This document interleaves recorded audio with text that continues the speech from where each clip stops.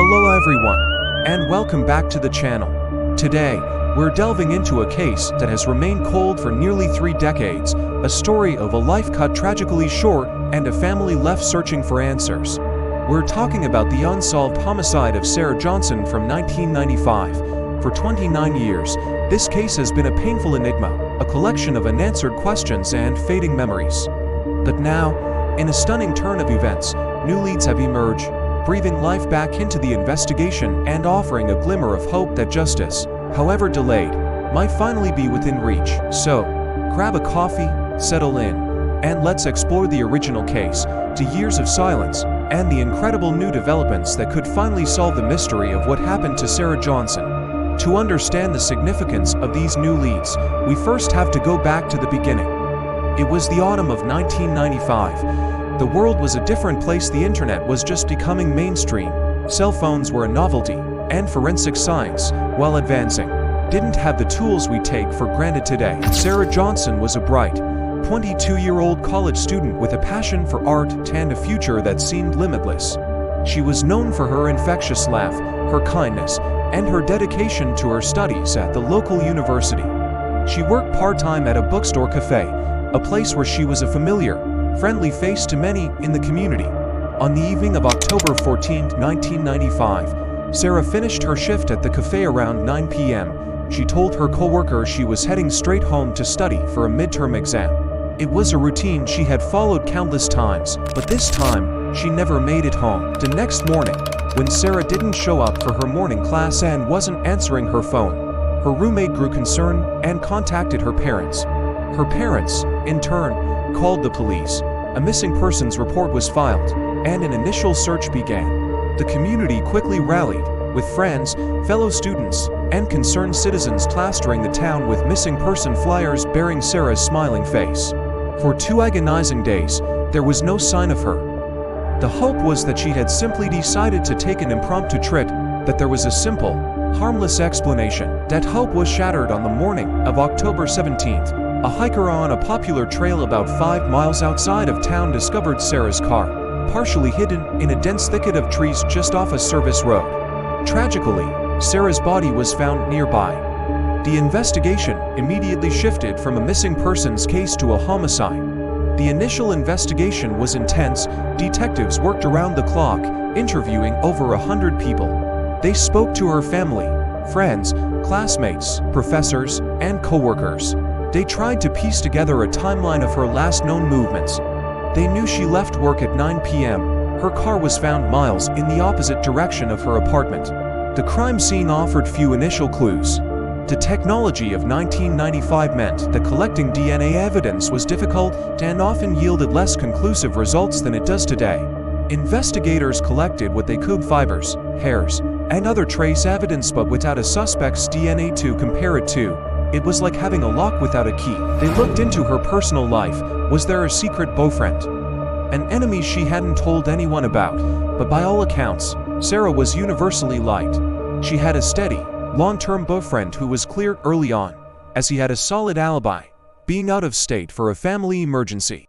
The police explored theories ranging from a carjacking gone wrong to a random, opportunistic attack. Several persons of interest were identified and questioned over the years, but no one was ever charged. There was never enough evidence to make an arrest.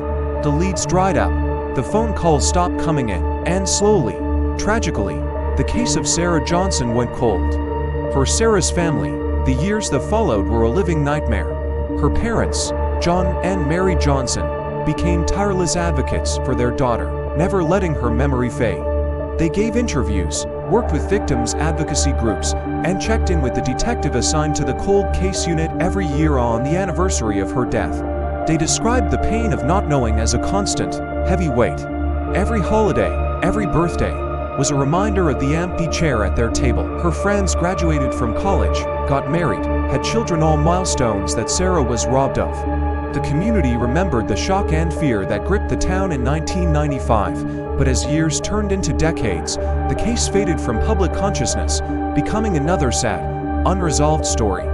The original detectives retired, and the case files, thick with reports and old photographs, were passed down to a new generation of investigators.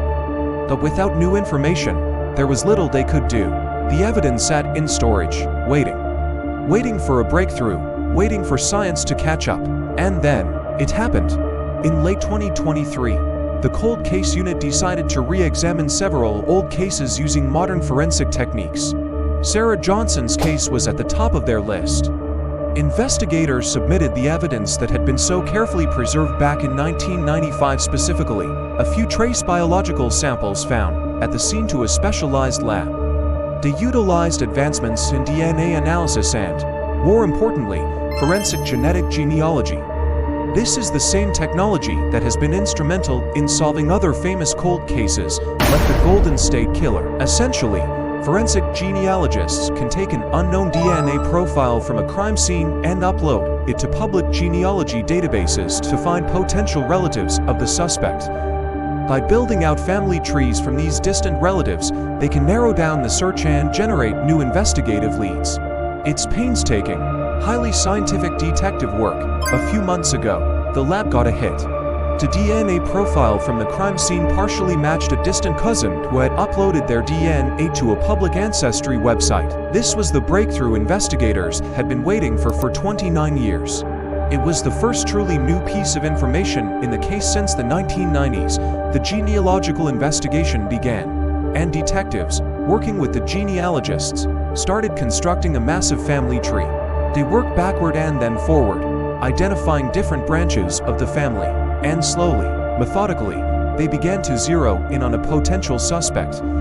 This process led them to a man who was living in the same town as Sarah in 1995. He was in his late 20s at the time and had a minor criminal record for non-violent offenses, so he hadn't been on the original investigators' radar. He had never been questioned, never considered a person of interest.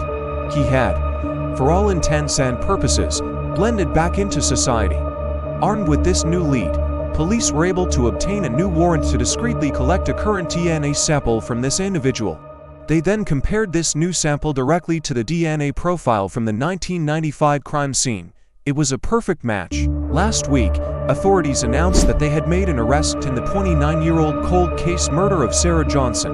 The suspect, now in his late 50s, was taken into custody without incident. The news sent shockwaves through the community and, most importantly, brought a profound sense of relief and cautious hope to Sarah's aging parents.